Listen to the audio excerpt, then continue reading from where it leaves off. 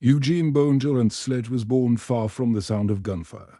He grew up in Mobile, Alabama, in a comfortable home, surrounded by books, family, and the expectation of a peaceful life. His father was a respected physician. Education mattered, stability mattered, war at first. Felt distant, something happening overseas, carried by radio voices and newspaper headlines. But the war came closer every year. When the United States entered World War II, Sledge was still too young to enlist. He watched friends and classmates leave for a uniformed service while he stayed behind. Restrained by age and circumstance, some returned. Many did not, by the time he was old enough. The war had already revealed its nature. Sledge enlisted in the United States Marine Corps, not because he dreamed of glory, but because the war demanded participation. He did not romanticize combat. He expected hardship. But nothing prepared him for what awaited in the Pacific after training. Sledge became a mortarman, one of the most exposed and mentally taxing roles in infantry combat. Mortarmen carried heavy weapons, moved constantly, and were prime targets for enemy fire. In late 1944, he was sent west, toward the islands where the war against Japan had become savage beyond description. Peleliu, baptism by fire Peleliu, was where Sledge learned what war truly was. The island was small, barren, and merciless. Heat crushed the body, coral tore skin and boots alike. The Japanese defense was invisible. Buried deep within ridges and caves, the enemy was rarely seen, only felt from the moment Sledge landed.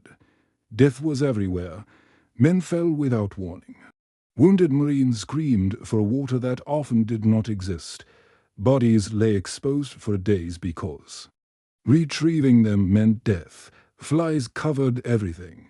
The smell never left. Sledge witnessed things he would never forget and never fully describe. Japanese soldiers fought from hidden positions, refusing surrender. Marines responded with equal brutality. Prisoners were rare. Mercy was rarer. Fear hardened into routine. Sledge was not fearless. He was terrified, constantly. But terror did not stop the work. Mortars had to be fired. Positions had too. They held. Orders had to be followed. Peleliu stripped away illusions. There were no clean victories, no clear lines, only survival measured in hours by the time the battle ended. Sledge was no longer the man who had arrived, but the war was not finished with him. Okinawa. The breaking point of Peleliu was hell. Okinawa was something worse. By April 1945, Sledge landed on Okinawa, the final stepping stone toward Japan itself. The island was larger, greener, deceptively calm at first. Then the rain came, the mud, and the artillery. Combat on Okinawa was constant. Days blurred together. Mortar fire never truly stopped. Japanese artillery targeted medical stations. Rain filled foxholes with water and blood. The dead were everywhere, sometimes buried, sometimes not. Sledge saw men lose their humanity piece by piece. Marines shot wounded enemies out of reflex. Some collected teeth from corpses. Others stared blankly, unable to speak. Survival instincts overwhelmed morality. Sledge did not become cruel, but he became hardened. He learned to function inside chaos, to move past bodies without looking, to sleep beside the dead, to keep going when stopping meant collapse. By the time Okinawa ended, Sledge was physically alive, but mentally altered forever. The war after the war when Eugene. Sledge returned home. America celebrated victory.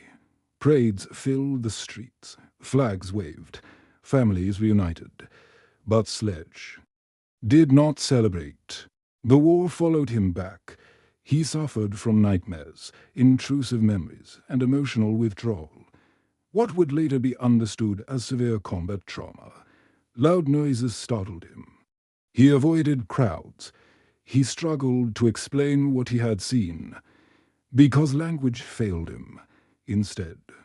He wrote, years later, Sledge recorded his experiences in a memoir titled With the Old Breed. He did not glorify battle. He did not soften events. He told the truth, and in doing so, gave one of the most honest accounts of infantry combat ever written. Eugene Sledge became a historian, a professor, and a quiet witness to what war does to ordinary men. He lived a full life, but part of him never left the islands.